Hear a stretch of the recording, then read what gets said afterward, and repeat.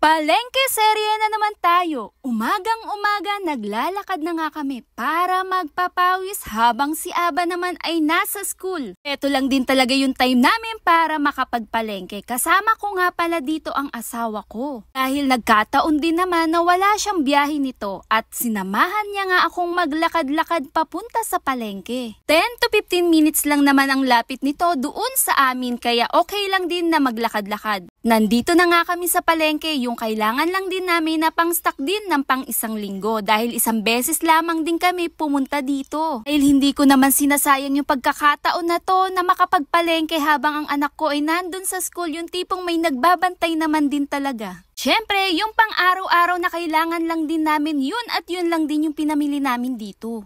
Lahat din naman ang kailangan namin nandito na rin. Kaya nga mas okay na rin talaga isang beses man lang pumunta sa palengke yung pang-madamihan na rin. Kesa nga naman sa pang-araw-araw sa isang araw, bili ka lang din ng bili nako, mas mapapamahal ka din talaga sa gastos mo. Yung tipong nakabudget lang din talaga, kailangan mo talagang budgetin yung pang-sanlinggo nyo. Dahil na rin sa mahal na mga bilihin, kailangan din talagang nakabudget yan. Tipidin mo kung ano lang yung kailangan, yung importante, yun at yun lang din. Tapos nga namin doon sa may isdaan, nandito naman kami sa mga manok. Dito kay kuya, madalas kaming bumili na rin ako dito ng mga paa. Yung tipong gustong-gusto din talaga namin yung paa ng manok. Ito lang naman yung masarap magngangat-ngat din talaga. Pagkatapos nga namin doon ay nag-ikot-ikot nga muna kami, yung kailangan lang din namin at bumili rin kami dito. Kalasan din naman mag-isa lang din talaga ako mamalengke dahil pag walang biyahe ang asawa ko, siya ang nagbabantay kay Aba. Nagkataon may pasok si Aba at kinuha na rin namin yung oras na yon at sinamahan na rin niya ako dito para maglakad-lakad na rin. Kahit papano sa 2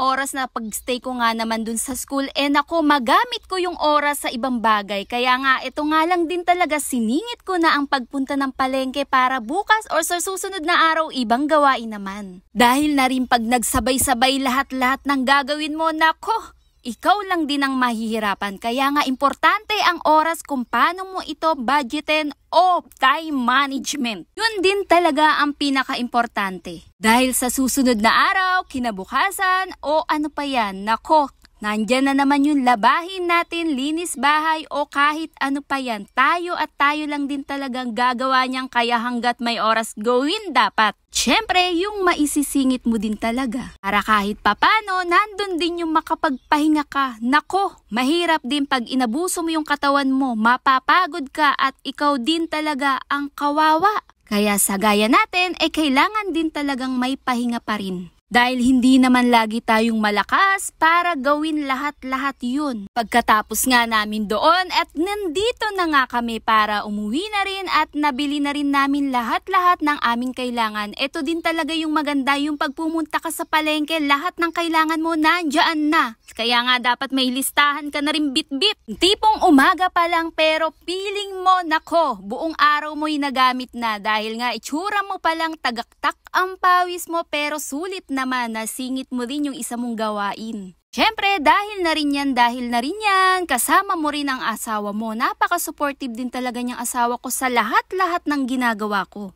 Dumiretso na nga rin kami sa sakayan, sasakay na rin kami mga mare dahil nga hinahabol namin yung oras. Dito na nga rin ako banda sa harap dahil bababa na rin ako at mauuna ako, diretso na rin ang asawa ko doon sa amin. Dahil pagkatapos nga mamalengke, diretso pa ako nito sa school. Ganun na ganun ang gawain nating nanay, masingit din talaga lahat-lahat. Kaya hanggang dito na lang, salamat po!